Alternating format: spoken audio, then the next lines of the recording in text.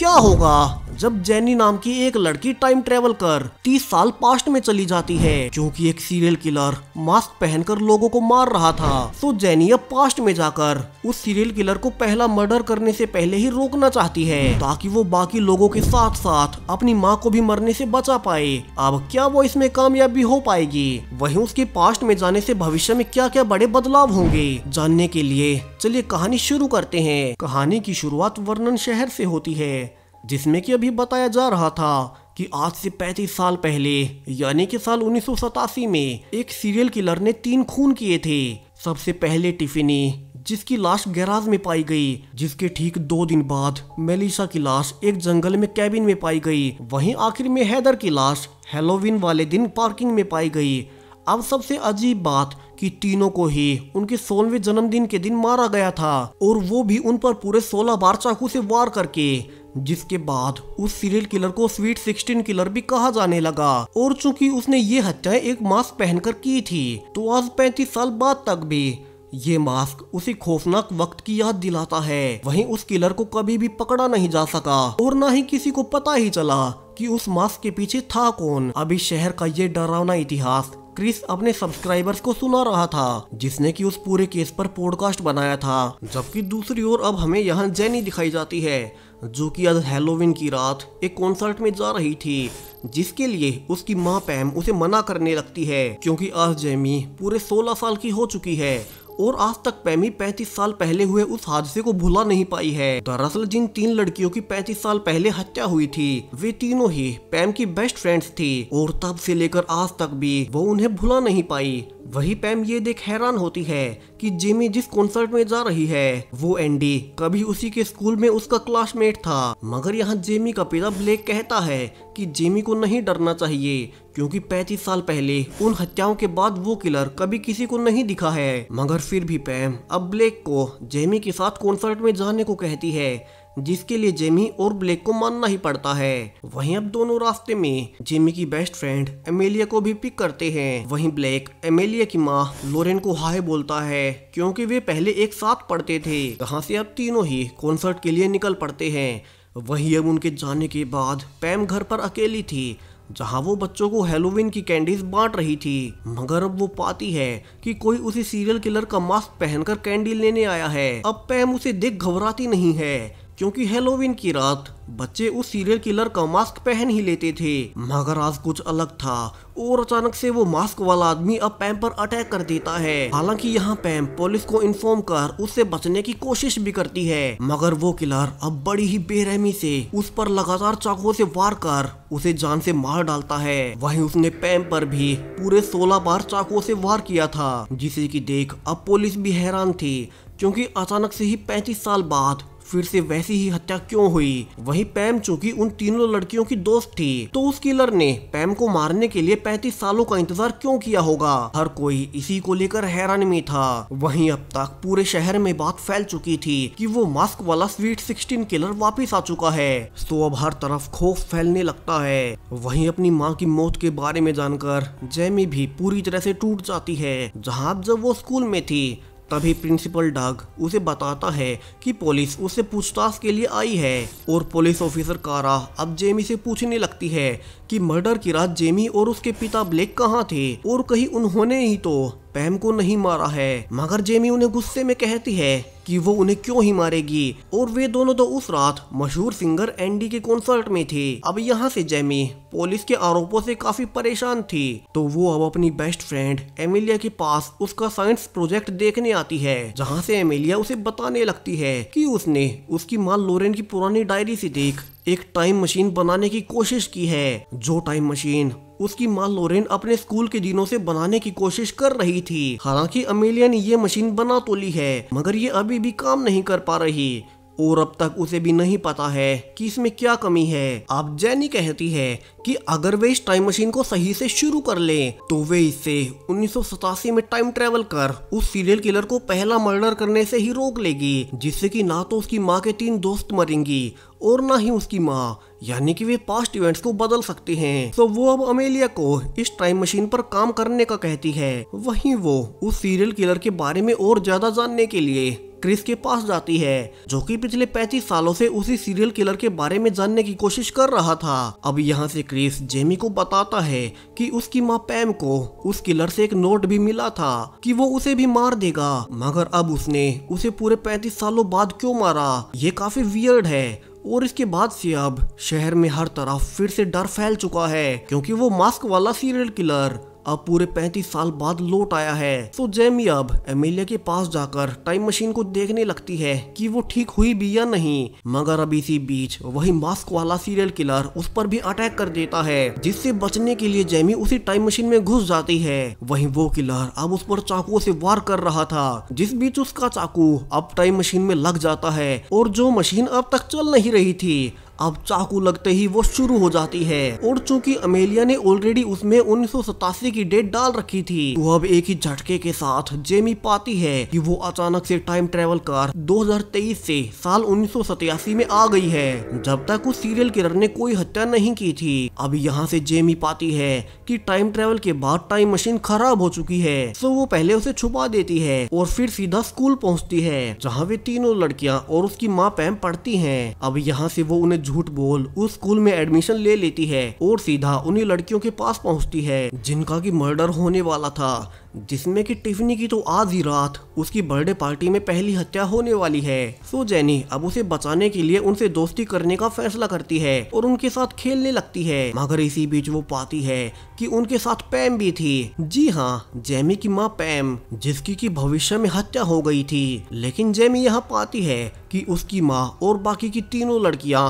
School के वक्त काफी ज्यादा बुरी थी और वे हर किसी को बुली कर रही थी। अब चूंकि यहाँ जेमी की टाइम मशीन खराब थी, तो वो सबसे पहले उसकी बेस्ट फ्रेंड अमेलिया की माँ लोरेन के पास जाती है, जो कि इस वक्त पर इसी स्कूल में पढ़ती है। और चूंकि अमेलिया ने लोरेन की ही सीक्रेट डायरी से वो टाइम मशीन बनाई थी, तो अब जेमी उसे सब कुछ सच सच बता देती है कि कैसे एक सीरियल किलर आज टिफनी की पहली हत्या करेगा और उसके बाद 2 और मर्डर करेगा। सो वो इन सबको रोकने के लिए साल 2023 से टाइम ट्रेवल कर यहाँ साल 1987 में आ गई है। अब चूंकि लोरेन ऑलरेडी इस वक्त पर टाइम मशीन पर काम कर रही थी, तो वो समझ जाती है कि जेमी सच कह रही है। वहीं चूंकि ये मशीन उस चाकू के लगने से शुरू हुई थी, तो लोरेन के अनुसार यही वो मेटल कंडक्टर था जिसकी बिना ये मशीन वो पूरी नहीं कर पा रही थी। अब यहाँ से दोनों फैसला करते हैं कि जेमी आज रात उस मर्डर को रोकने की कोशिश करेगी। वही लोरेन अब इस टाइम मशीन को ठीक करने में लग जाती है, क्योंकि इसके बिना जेनी फिर से भविष्य में नहीं जा सकती। वहीं अब भविष्य में यानी कि साल 2023 में जेमी गायब हो चुकी थी, तो उसका पिता ब्लेक पुलिस को बुला लेता है। लेकिन तभी वहां एमिलिया भागते हुए आती है और सबको बताने लगती है कि जेमी कल रात टाइम ट्रेवल कर साल 1987 में चली गई है। अब ब्लेक के साथ पुलिस भी उसकी बातों का भरोसा नहीं करती, सिवाय क्रिस के, जो कि वहां उस सीरियल किलर के बारे में इन्वेस्टिगेशन कर रहा था। और अब वो एमिलिया के साथ उसकी मशीन देखने चला जाता है। वहीं साल 1987 में जेमी भागकर पुलिस के पास जाती है और भविष्य में क्या क्या होने वाला है उन्हें वो सब कुछ बताने लगती है, ताकि वे आज रात टिफनी को मरने से बचाकर उस सीरियल किलर को पहले ही पकड़ लें। मगर जैसा कि होना ही था, पुलिस भी अब उसकी बातों का भरोसा नहीं करती और उल्टा जेमी को ही शक की निगाहों से देखने लगती है, क्योंकि उन्होंने उसे पहली बार शहर में देखा था और अब वो सीधा उन्हें 3 मर्डर्स के बारे में बता रही थी। जिससे परेशान होकर अब शाम होते ही खुद जेमी ही लोरेन के साथ टिफनी की बर्थडे पार्टी में आ जाती है, जहाँ उन्हें आज उसका मर्डर होने से रोकना था और उस सीरियल किलर को पकड़ना था। अब यहाँ पर जेमी को डग, रैंडी और कारा मिलते हैं। दरअसल भविष्य में डग ही जेमी का प्रिंसिपल था, जबकि रैंडी उनका टीचर और आखिर में कारा पुलिस ऑफिसर थी। तो जेमी अब यहाँ उन तीनों को जवान देख काफी ही हैरान थी। वहीं उसे असली हैरानी तो भी होनी बाकी थी जब वो पार्टी में एक हॉट लड़के को देखती है, मगर अब लोरेन उसे बताती है कि ये कोई और नहीं बल्कि उसका पिता ब्लेक है, जो कि अब इस वक्त में लड़कियों का सबसे ज्यादा चहेता है। वहीं उससे भी अजीब बात कि उसकी गर्लफ्रेंड जेमी की माँ पैम नहीं बल्कि उसकी दोस्त टिफनी थी, जिसका कि आज मर्डर होने वाला था। सो जेमी अब उन सब के पास जाकर उन्हें समझाने लगती है कि आज की रात टिफनी को वे अकेला ना छोड़े, क्योंकि आज ही उसे कोई मारने वाला है। मगर यहाँ कोई भी उसकी बात नहीं मानता। वहीं इसी बीच टिफनी का ब्लेक से ब्रेकअप भी हो जाता है, जिससे कि गुस्से में टिफनी अब सबको अकेला छोड़ एक रैंडम लड़के के साथ अपने बेडरूम में चली जाती है। वहीं बाहर जेनी लगातार उसे ढूंढ रही थी कि वो कहाँ चली गई, और चूंकि उसे हिस्ट्री से पहले से पता था कि टिफनी की लाश गैराज में पाई गई थी, तो वो अब जल्दी से गैराज में ही उसे देखने लगती है। मगर उसे पता नहीं था कि इस बार उसके पास्ट में आने से सारी ही चीजें बदल चुकी है, और अब वो सीरियल किलर इस बार टिफनी के बेडरूम में आकर फाइनली उसे जान से मार ही देता है, और बड़ी बेरहमी से उस पर पूरे 16 बार चाकुओं से वार करता है। वहीं जब तक पुलिस वहां आती, वो किलर वहां से भाग चुका था, जबकि अब जेमी जान चुकी थी कि उसके पास्ट में आने से चीजें पहले जैसी नहीं रही। पैम काफी डर जाती है और घर भागने लगती है। वहीं जेनी उससे बात कर रही थी और वो उससे कहती है कि उसने तो पहले ही कहा था कि ये सब होने वाला है, मगर किसी ने भी उसे सीरियसली लिया ही नहीं। अब पैम उससे पूछने लगती है कि उसे मर्डर्स के बारे में कैसे पता चला, जहां अब जेमी जानती थी कि पैम कभी भी उसकी बातों का भरोसा नहीं करेगी कि वो उसकी भविष्य की बेटी है और वो टाइम ट्रेवल कर यहाँ आई है। तो वो उसे झूठ बोलती है कि वो तो एक साइकिक है जिसे की भविष्य दिखाई देता है, और उसके अनुसार अब पूरे 2 दिन बाद मेलिसा की 16वें जन्मदिन पर मौत होने वाली है। तो अब उन्हें कम से कम मेलिसा को तो बचाना ही होगा, जिसके लिए इस बार पैम उस पर भरोसा कर लेती है। वहीं साल 2023 में अमेलिया अब फिर से टाइम मशीन बनाने की कोशिश कर रही थी, जिससे कि वो पास्ट में जाकर अपनी दोस्त जेमी को वापस ला सके। वहीं पर अब क्रिस भी उसके साथ था, मगर अब वो कहता है कि उसे तो पहले याद था कि टिफनी जिसका पहला मर्डर हुआ वो गराज में मारी पाई गई थी, मगर अब अचानक से पूरी हिस्ट्री ही बदल गई है और अब वो अपने बेडरूम में मारी गई थी, जिसे कि सुन अब अमेलिया समझ जाती है कि जेमी ने पास्ट में जाकर इवेंट्स को बदलने की कोशिश की है। हालांकि वो फिर भी टिफनी की मौत को टाल नहीं पाई, यानी कि जो भी चेंजेस जेमी पास्ट में कर रही है वो सब के सब फ्यूचर में भी बदल जाएंगे। वहीं अब उन्हें पुराने फोटोज में जेमी भी नजर आती है, जिससे कि उनका शक अब यकीन में बदल चुका था। वहीं क्रिस ये देख समझ गया था कि वो सच में पास्ट में चली गई है, जबकि मर्डर वाले फोटो में उन्हें जेमी के इस टाइम मशीन को ठीक करने का एक क्लू भी दिया था, जिसे कि देख अब अमेलिया इस टाइम मशीन को चला सकती है। वहीं साल 1987 में अब जेमी सबको समझाने लगती है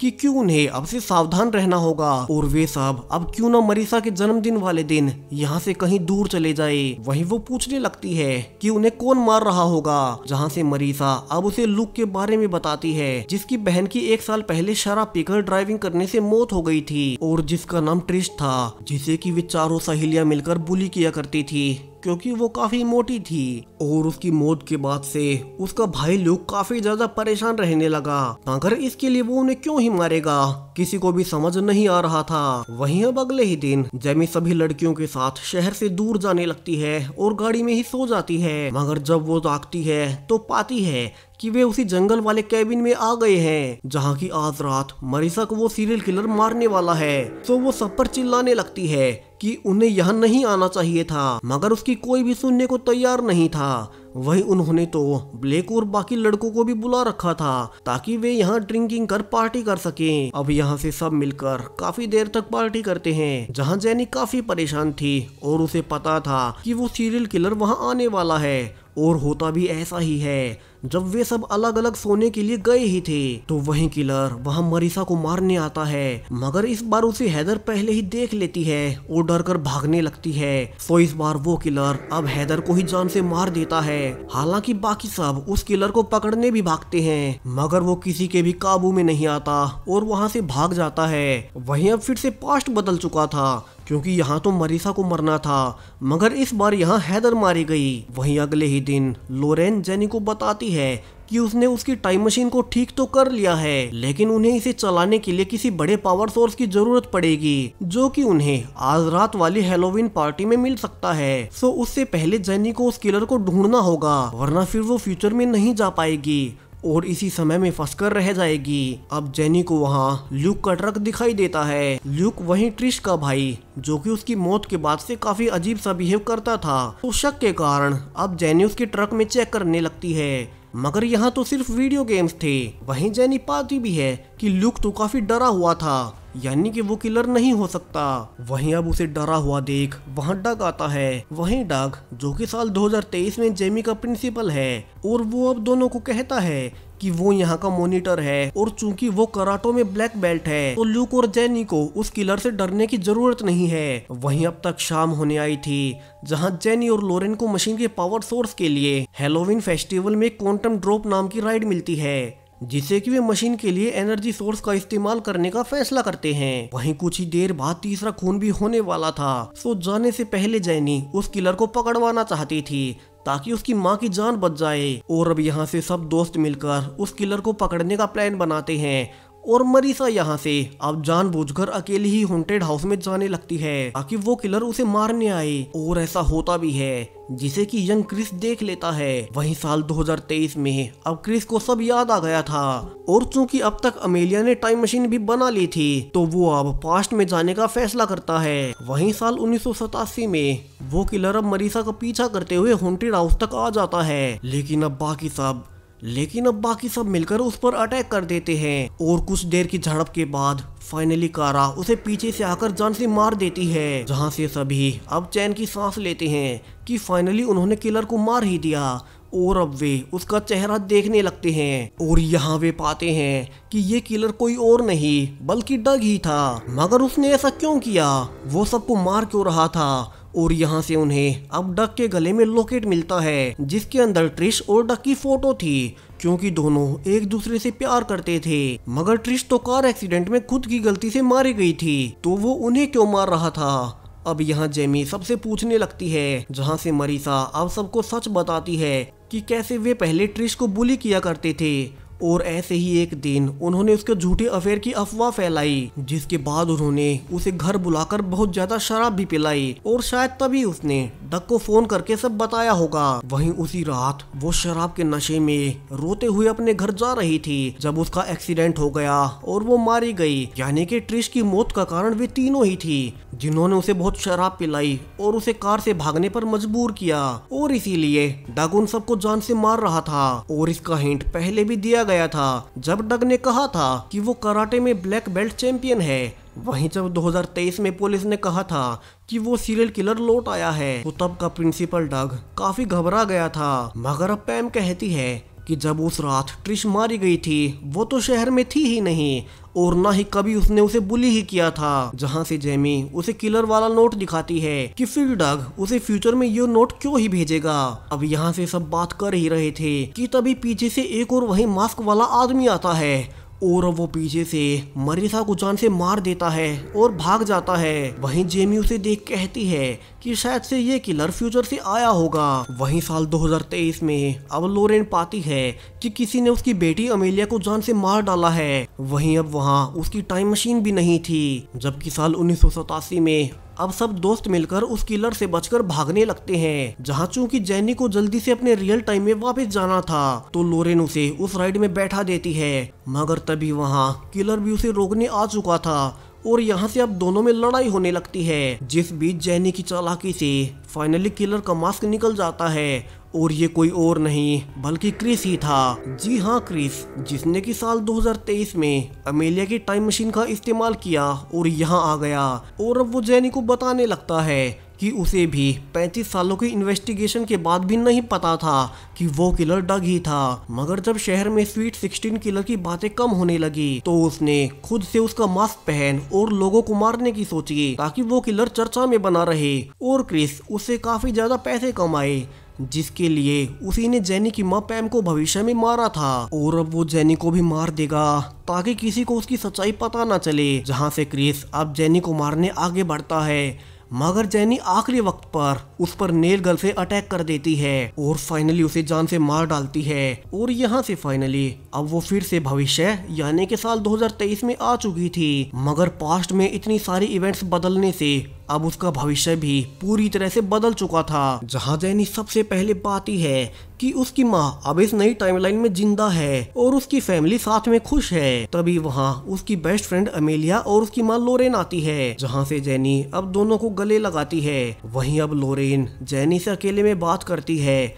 और चूंकि उसे सब पता था तो वो अब उसे बताने लगती है कि पास्ट में किए गए चेंजेस से अब सब कुछ बदल चुका है और वे सारे ही बदलाव उसने एक नोटबुक में लिख दिए हैं जिससे कि जेनी उन्हें आराम से समझ पाए। सबसे पहले सबसे बड़ा बदलाव कि पास्ट में जेनी के जाने से पैम और उसका पिता ब्लेक पहले ही मिल गए और अब इस नई रियलिटी में उनकी शादी 5 साल पहले ही हो गई, जिससे कि अब इस नई रियलिटी में जेनी का एक बड़ा भाई जिमी है। वहीं टाइम ट्रेवल से बेशक जेनी उन 3 लड़कियों की मौत को नहीं टाल पाई, मगर उसने अपनी माँ को तो बचा ही लिया था। वहीं अब उसे पता भी था कि क्यों डग ने उन तीनों को ही मारा। वहीं चूंकि अब डग पहले ही मर चुका था तो अब स्कूल का नया प्रिंसिपल रैंडी था। वहीं इस नई टाइमलाइन में अब क्रिस इस शहर में आया ही नहीं और वो तो अपने पिता की मौत के बाद इंडिया में ही बस गया। और इसी के साथ ये कहानी यहीं खत्म हो जाती है। सो वीडियो कैसा लगा कमेंट्स में जरूर से बताएं और चैनल को सब्सक्राइब करें ऐसे ही टाइम ट्रेवल वीडियोस के लिए। Thank you.